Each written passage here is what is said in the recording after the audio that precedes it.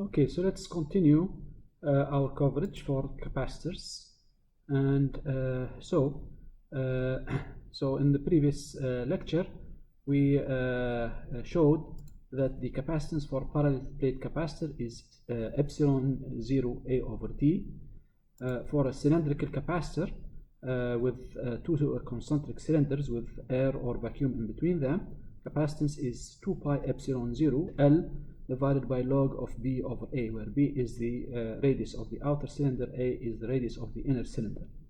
And we've seen also for the spherical capacitor, we derived the fact that the capacitor C is equal 4 pi epsilon 0 AB divided by B minus A, where A is the radius of the inner sphere, conducting sphere, and B is the radius of the outer conducting sphere. We said that if the radius of the outer sphere goes to infinity and we have only one spherical conductor, the capacitor of the spherical conductor is equal to 4 pi epsilon 0 A. All right, so let me ask this question and we can proceed. Okay, what happens to the capacitor if we double the charge? Okay, if we double the charge from Q and the capacitor is still the same to 2Q, what happens to the capacitance? Does the capacitance double? Does it remain the same, or the capacitance is halved? So think about it and give me the answer. Okay, so obviously the answer, we know that the capacitor C is epsilon 0 A over D, so it is not dependent on the charge, or so it's not dependent on the charge, and since we are not changing the distance D, we're not changing the area of the capacitor, and we're not changing the dielectric in between the two plates, that means the capacitance will remain the same. Next question, what happens, here we have a capacitor connected to a battery with a voltage difference delta V, let's call it delta V, and here we have 2 delta V, we double the battery voltage. What happens to the capacitance? Again, the capacitance does not change here, this is C epsilon 0 A over D, and the capacitance does not depend on the voltage that is applied to the capacitor. Okay, all right, so this is what we just mentioned. All right, here is another checkpoint.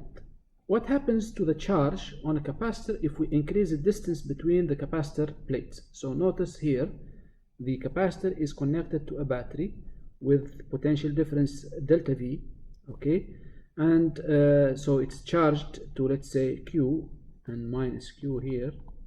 Okay, if we double the distance, so this is a distance D, and we double the distance to 2D. Okay, the question is, what happens to the charge?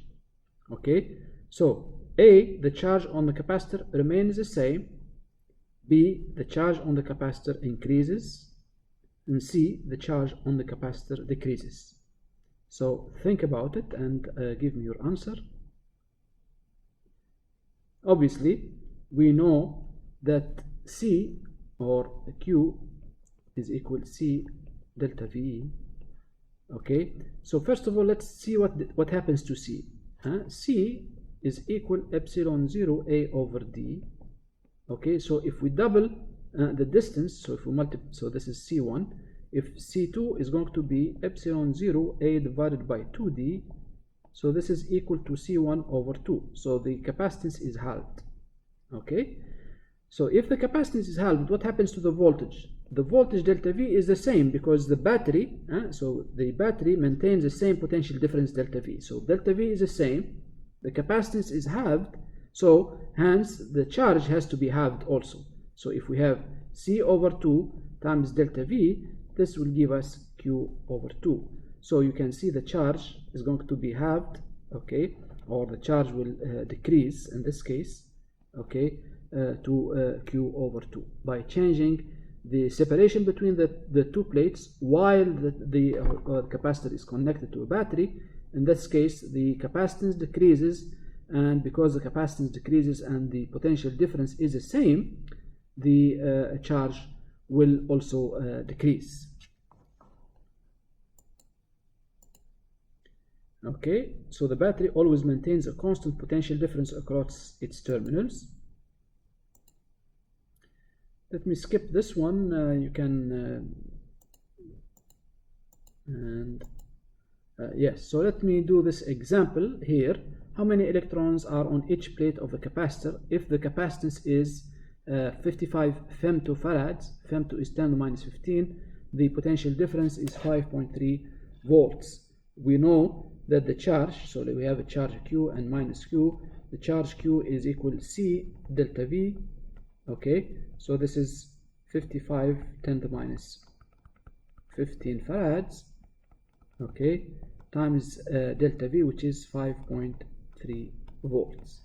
Okay, so in order to determine how many electrons, we just have to divide Q by E. This will give us number of electrons. So this is going to be C delta V over E, or 55 10 to the minus 15 times 5.3 divided by 1.6 10 to the minus 19. And when we do the calculation, we find in this case that this gives us 1.8 10 to the power 6 electrons. Obviously, we know n has to be an integer, so n normally is an integer multiple of an integer. Okay, so but here we just round to the nearest number. So in this case, 1.8 10 to the power 6. But if we want it to be really very accurate, it should be exactly an integer multiple of E. The total charge should be an integer multiple of the electron basic elementary charge. Okay, the next topic we're going to be speaking about parallel and series connections. So this is capacitors connected in parallel. So you can see we have a battery that has a potential difference delta V. The first capacitor C1 is connected to the battery. The second capacitor C2 is connected to capacitor C1. So these two terminals are contacting each other through a conductor.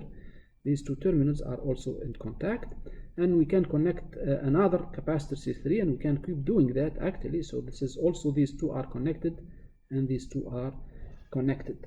Okay, so this is a parallel connection of capacitors. We can also connect capacitors in series.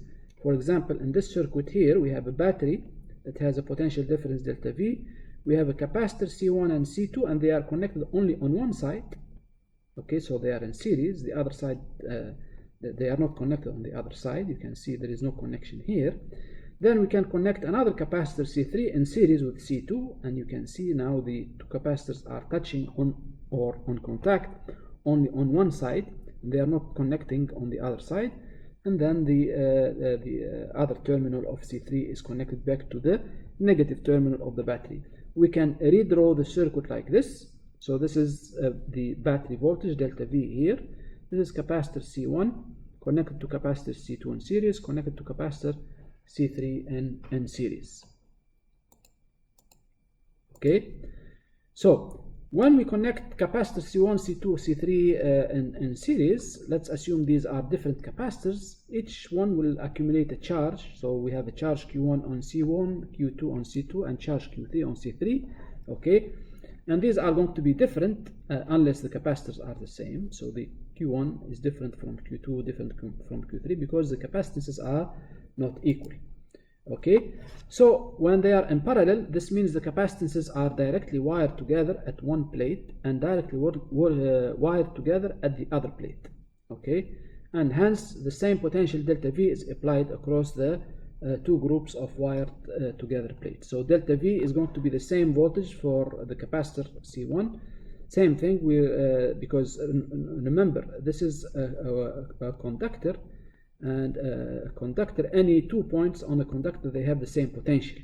Okay, so any 2 points here will have the same potential as a positive terminal of the battery, and any 2 points from any 2 points on this conductor here, they will have the same potential as the negative terminal of the battery. Okay, so we notice that the potential difference, each capacitor will have the same potential difference delta V across it. So we can write delta V1, which is the potential difference across the capacitor C1, is equal to delta V, the battery voltage. Same thing for delta V2 and delta V3. Hence, we can use the abbreviation para V or par V, meaning capacitors in parallel have the same voltage. This is something to remember. Capacitors in parallel, they always have the same voltage across them. Okay. Now, how about the total charge? The total charge Q stored by these three capacitors is just equal to the sum of the charges stored on each of the capacitors. So Q is equal to Q1 plus Q2 plus Q3, where Q1 is a charge accumulated on C1, Q2 on C2, and Q3 on C3.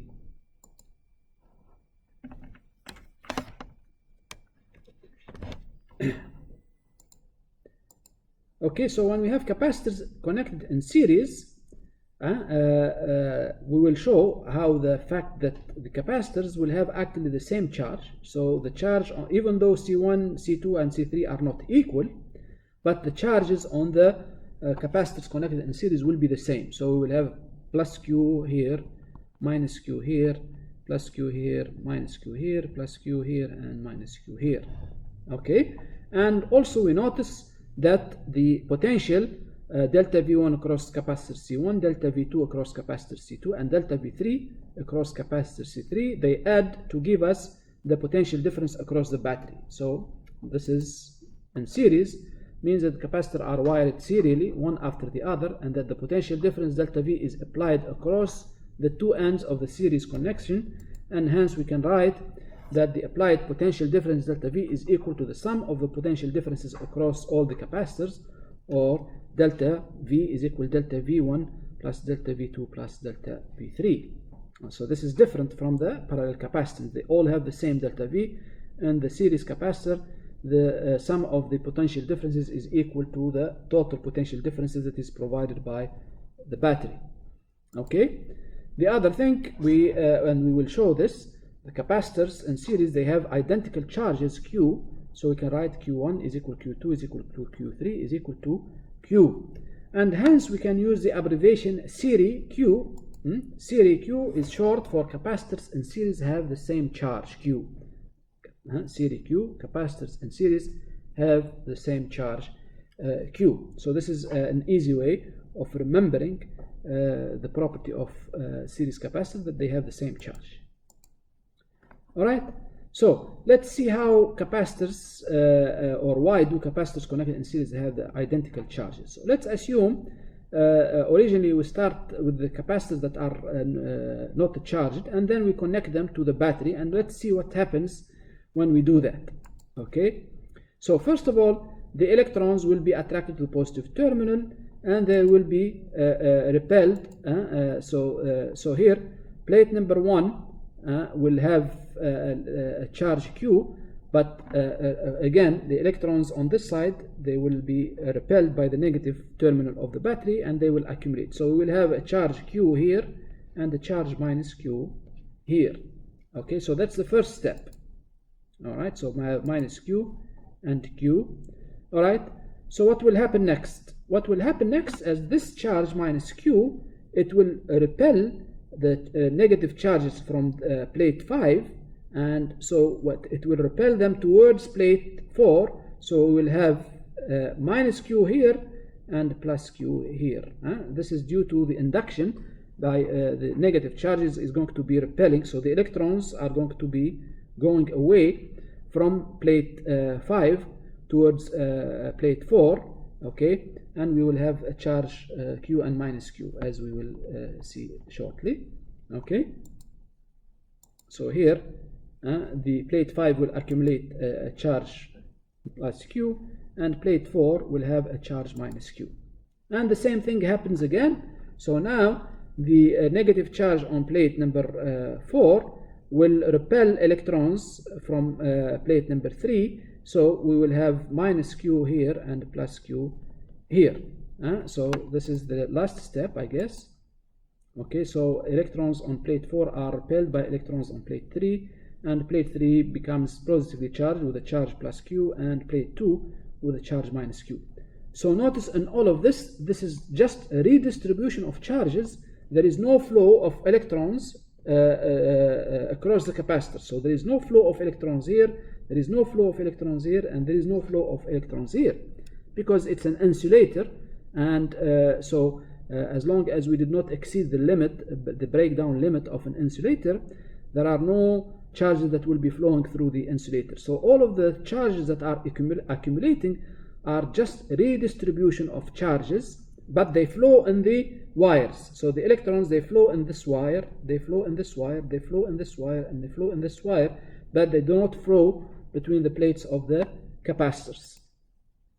Okay, so this is only charge redistribution. There is no flow of charge from one capacitor plate to the other through the insulating separation between the plates. I hope that you will remember that. Okay, so let's recapitulate. Capacitors in parallel, they have the same voltage, and if we want to replace these capacitors in parallel by the equivalent capacitor, C equivalent, okay, what is C equivalent? The equivalent capacitor should have the same total charge as the capacitances in parallel. So Q is equal to Q1 plus Q2 plus Q3, and it should have the same potential difference, delta V. So delta V is going to be equal to the potential difference across any of the capacitors connected in parallel. All right, so let's bring this one here. We can write Q is equal to Q1 plus Q2 plus Q3, and remember Q is C delta V, so this is C equivalent times delta V. This is equal to C1 delta V1, which is also equal to delta V, plus C2 delta V2, which is equal to delta V also, plus C3 delta V. So we can write that the delta V's will cancel here, and we can write C equivalent is equal C1 plus C2 plus C3. So you can see that the equivalent capacitance of capacitors connected in parallel is equal to the sum of the capacitors, the sum of the capacitors. All right, so this is what we have done, and so C equivalent is the sum of all of the capacitors that are connected in parallel, and this is just the proof that we have just mentioned. Okay, so this is the proof that we had. Very simple proof. The C equivalent for parallel plate capacitor for parallel capacitors connected in parallel is equal to the sum of the capacitances. Okay, how about capacitors in series? So capacitors in series, if we want to replace them by an equivalent capacitance, okay, this equivalent capacitor should have the same charge. The equivalent capacitor will have the same charge Q, which is equal to the charge on Q1, equal to charge on C2, and equal to the charge on C3. Remember, all of them, they are equal, and the same total potential difference. So delta V across the equivalent capacitance here is equal delta V1 plus delta V2 plus delta V3. Let's take this equation here. So delta V is equal delta V1 plus delta V2 plus delta V3, and we know we have Q is equal C delta V. So let's do this. So delta V, which is this one here, is C equivalent, Q divided by C equivalent, Q, total charge Q divided by C equivalent, and this is the total charge Q by C equivalent. Delta V1 is Q1 divided by C1, and remember Q1 is equal to Q, so let me write it Q1 first of all, plus Q2 divided by C2 plus Q3 divided by C3. Since series capacitors, they have the same charge, this is equal,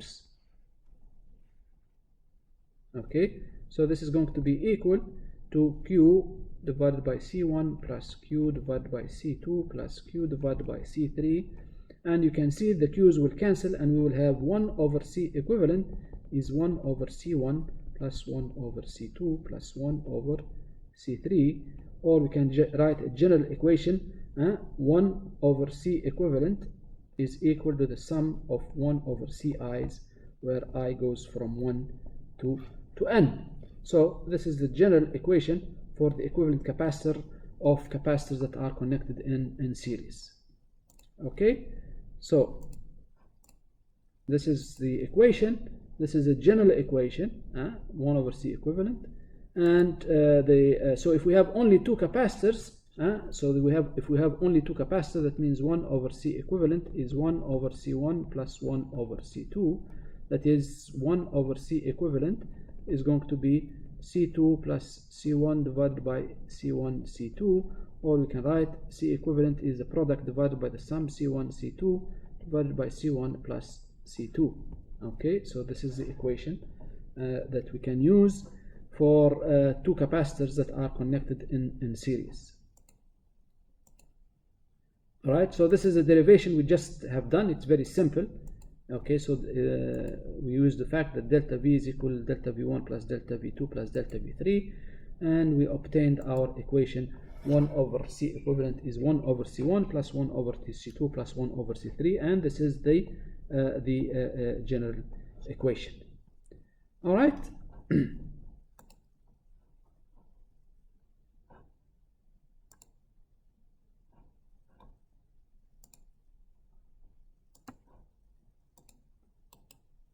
Okay. So this is to recapitulate. Capacitors in parallel, para V, that means they have the same potential difference across each of the capacitors. The charge is equal to the sum of the charges, and C equivalent is just the sum of the capacitances. Capacitors connected in series, we have series Q. That means all the capacitors, they have the same charge, series Q, and here para V. Okay, and the potential difference across all of the capacitors is the sum of the potential differences across each of the capacitors, and 1 over C equivalent is 1 over C1 plus 1 over C2 plus 1 over C3. Okay, remember, series capacitors have the same charge, and it is actually the same as their equivalent capacitors. So series Q, notice the equivalent capacitance for series capacitor is the same as the charge on each of the capacitor. Parallel capacitors, they have the same potential difference, and it happens to be the same as their equivalent capacitor potential difference. So par V or para V. Okay. So what is the potential difference across each of the capacitors? So here we have two capacitors. They are equivalent or the same capacitance. C1 is equal to C2, and so in this case it's obvious that we will have delta V over 2 here and delta V over 2 here, because if you add them, so the total potential difference across the battery is delta V1 plus delta V2, which is delta V over 2 plus delta V over 2, which is delta V. Okay. All right, so the next question, what is the charge on each of the capacitors? So here, if we have a total charge, Q, okay, what is the charge? The total charge on the equivalent capacitance is going to be Q for these parallel capacitors. What is the charge on each of the capacitors? Is it Q, is it 2Q, or Q over 2? Obviously, the charge Q, if there is a C equivalent and it has a charge Q, the charge Q, since these are same capacitors, will be Q over 2 here. They will be split equally, and Q over 2 here. So the correct answer here is the charge on each of the capacitors is Q over 2. Okay. So let's do this example. We have a circuit showing, let's assume we have a battery that establishes a voltage delta V, and so this is really a battery here. Okay, and we have a capacitor C1 and C2 connected to it in parallel, and in parallel between each other. Then these two capacitors are connected with capacitor C3. Capacitor C1 is 12 microfarads, C2 5.3 microfarads, and C3 is 4.5 microfarads. The question is, find the equivalent capacitance.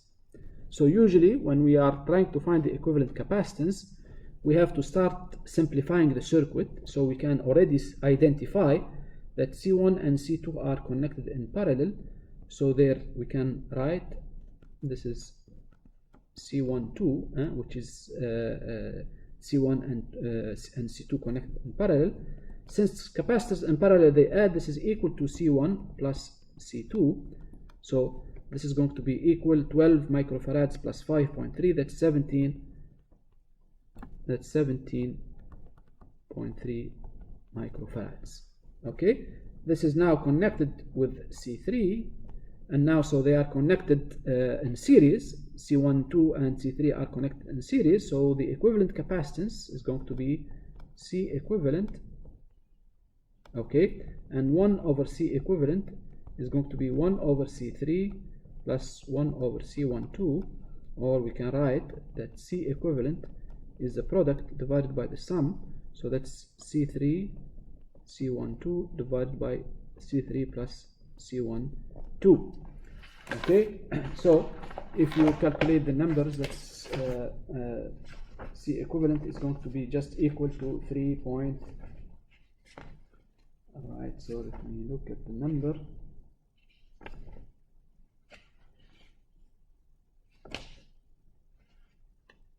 Okay.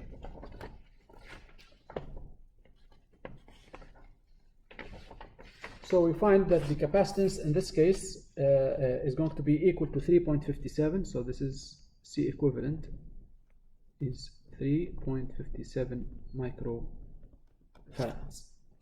Okay.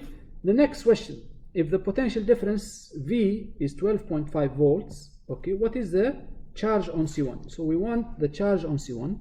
Okay, so let's assume this is Q1. Let's assume this is Q2. Let's assume this is Q3. Okay, we want the charge on Q1. Okay, since we are writing let's also write the voltages. So let me call this is delta V1, which is also equal to delta V2, because capacitor 1 and 2 are okay. So delta V1 is equal to delta V2 in this case, and let's call this delta V3, okay, across capacitor 3.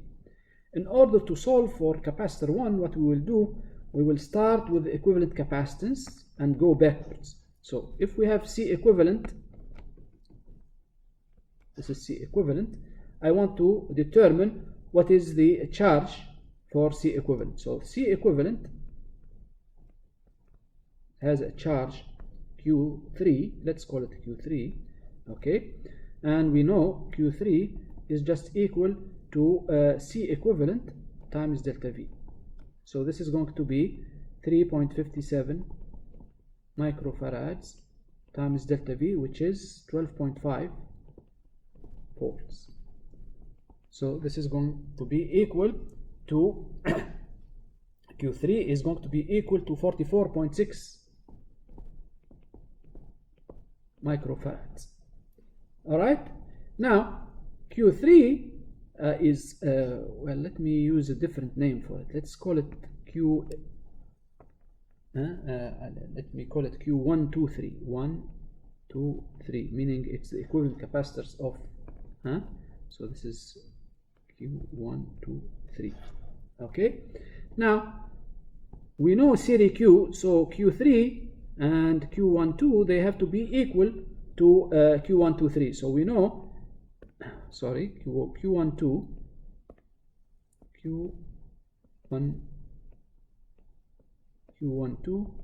is equal to Q3 is equal to Q123 is equal to 44.6 microfarads. All right, so I know these charges, so this is going to be also 44.6, and this is going to be equal 44.6. okay, so now I can determine the potential difference delta V1, which is equal to delta V2, delta V1 which is equal to delta V2. Okay, so it is also the potential difference, this one here across this capacitor. So this is delta V1, which is equal to delta V2.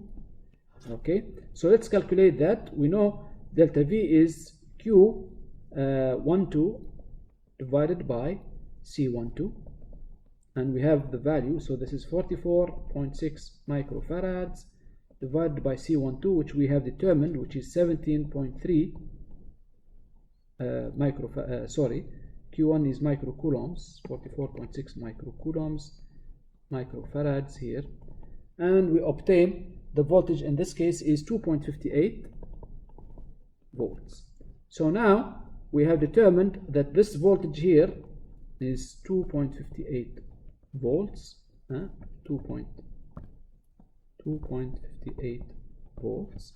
Okay, it happens to be the same across C1 and C2. So now, since we know the voltage across C1 and we know capacitor C1, we can determine the charge Q1. Remember, the charge Q1 is equal C1 times delta V1. Delta V1 is 2.58, so this is going to be equal to 12 microfarads times delta V1, which is 2.58 volts. And when we do that, we find that this is equal to 31 microcoulombs, 31.0 microcoulombs. So notice, after we have determined C equivalent, we went backwards. We determined the charge for C equivalent. After we have determined the charge, we were able to know the charge of C3 and the charge of C12. After we did that, we can determine the potential difference across C3 and C12. Since now we know the potential difference, we can solve for the charge Q1 on C1, and we can do the same thing for charge Q2 on C2. So remember, the technique for solving such problems is after you find C equivalent, which is the easy part, okay, you have to work backwards. So this is how we work backwards. We went backwards, right? So actually we went backwards. So we determine the charge here, Q1, 2, 3. After determining the charge, we determined what is the potential difference, delta V12, okay, and we were able to obtain it, 2.58. Once we obtain the potential difference across the capacitor C1 and C2, we are able to determine the charge Q1. So we actually working backwards. Okay. All right. So one more example. Let's assume we have a circuit as shown here.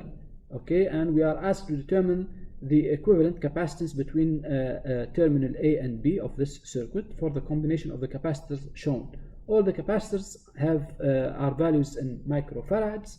Okay, so I named them. I call this C1 and it has 1 microfarad, and C2 has 3 microfarads. So C2 is 3 microfarad and C3 is 4 microfarads, and we have C4 and C5 and C6, the way they are connected. Now we want to simplify this. So the first thing, we identify things that are easy to combine.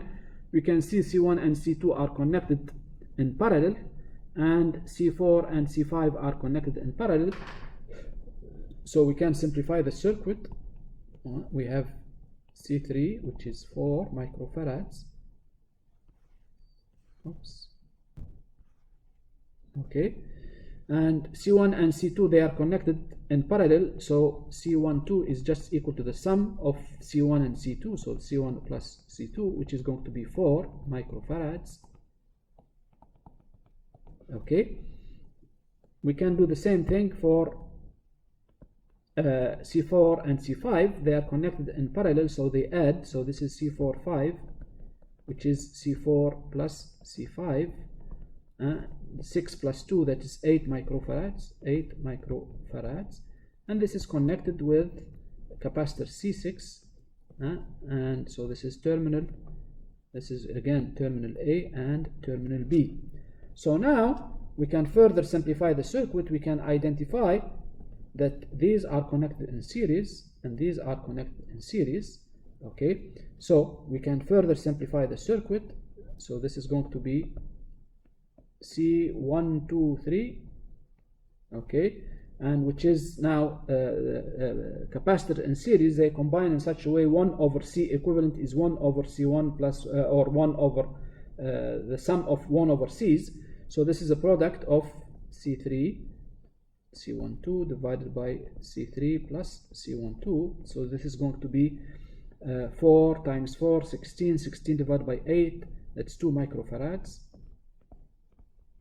Okay, this is connected in parallel with the other capacitor, which is, let's call it C456. This is, again, these two capacitors are in series, so this is C45 times C6, sorry, divided by C45, which is the equivalent capacitor of 4 and 5 connected in parallel, plus C6. So that's 8 times 8 divided by 16. That will be, it will give us 4 microfarads. Okay, so this is again plate A and this is B here. So the equivalent capacitor, so now these capacitors, these two capacitors are connected in parallel. One is 2 and one is the other one is 4 microfarads. So 1 over C equivalent is C equivalent is just equal to the sum of the two, which is C123 plus C456. So this is 2 plus 4, that will give us 6 microfarads. So you can see what looks a complex circuit, combination of capacitors can be simplified by a single equivalent capacitor, C equivalent, with only a capacitance of 6 microfarads. So in solving problems, you should try to simplify your circuit, identify which capacitors are connected in parallel and combine them by doing the sum, which capacitors are connected in series and combining them, and then you end up with a much simpler circuit. Okay, so this is what we just have done. All right, and I will stop here. Sure.